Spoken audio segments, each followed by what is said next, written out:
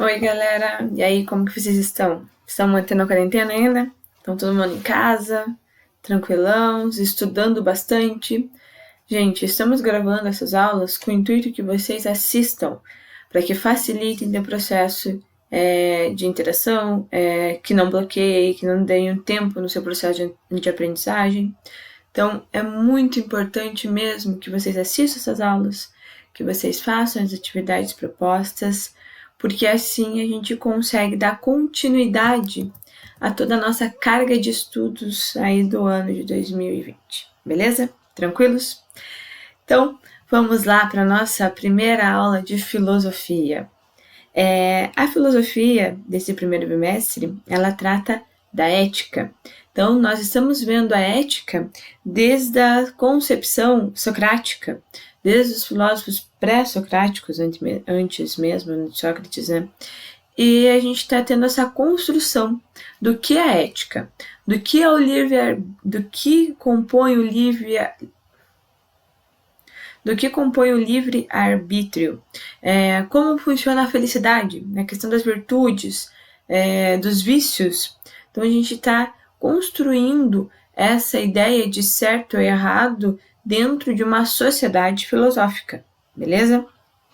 E quando a gente tem aí essa visão da ética em relação à felicidade ou à tristeza, nós temos o pensamento de um cara chamado Spinoza.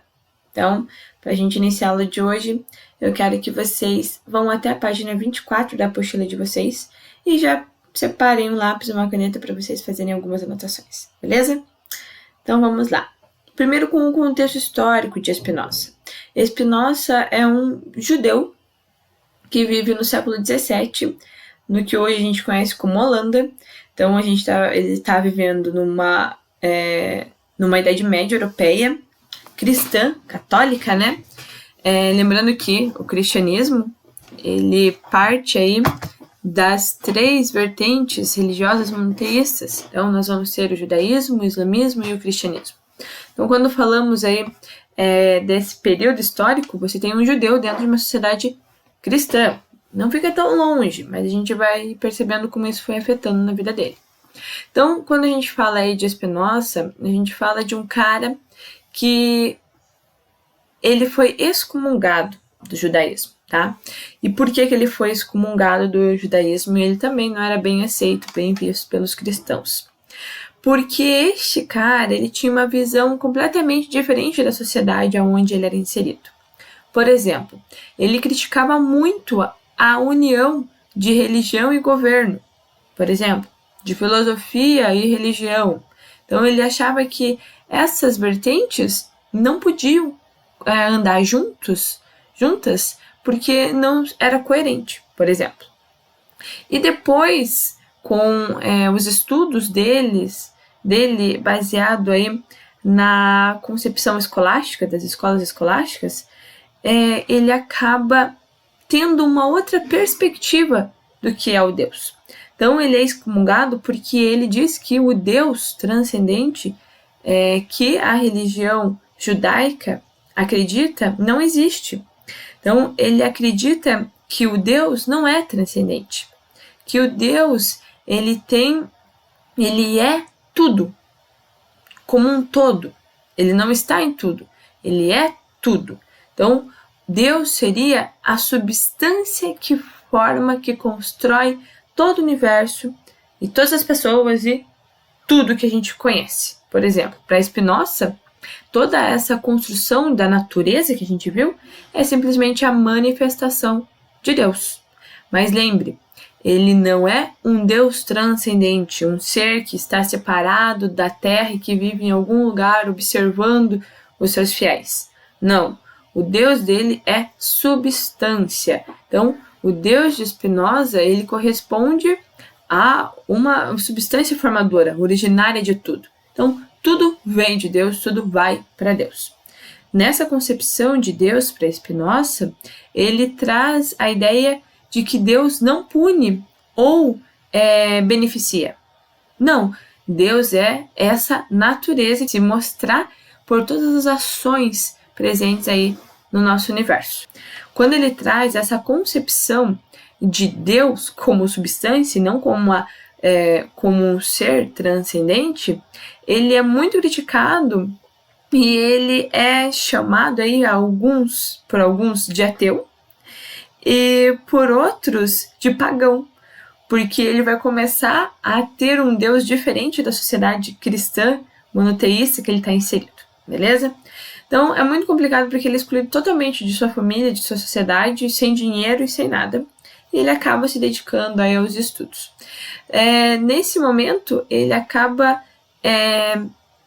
se tornando um filósofo dedicado aí à lógica matemática. Então é muito interessante, porque ele trabalha a questão das formas, da geometria e tudo mais. Então, quando a gente fala aí dessa percepção dele para a filosofia, ele trabalha com a filosofia geométrica, beleza? Então, quando falamos aí dessa percepção de Deus para ele, como Deus é tudo, é a nossa concepção de universo, a nossa formação como substância, nós não vamos ter aí o livre-arbítrio. Então, tudo já está programado, já está construído, já está predestinado para acontecer. Porém, Spinoza, ele acredita no movimento. E esse movimento de Spinoza, ele chama de paixão. E quando ele trabalha com essa pulsão, que é a paixão, ele diz que o nosso corpo, ele é formado por partes duras e moles, aonde essa movimentação do nosso corpo gera essa pulsão, essa paixão. E daí ele entra com a concepção do bem e do mal em relação à percepção dessas paixões. Vou dar um exemplo para vocês. Essa pulsão de paixão acontece, por exemplo, quando a gente está num dia frio e toma aí um chocolate quente. Aquilo movimentando com as nossas partes complexas do nosso corpo vai nos permitir aí que a gente se sinta bem, aconchegado. Então, o chocolate quente num dia frio é algo bom, tá bom? Mas se a gente está, por exemplo, em um ambiente onde a gente está, vamos colocar aí, apanhando. Eu estou me sentindo violado, inseguro.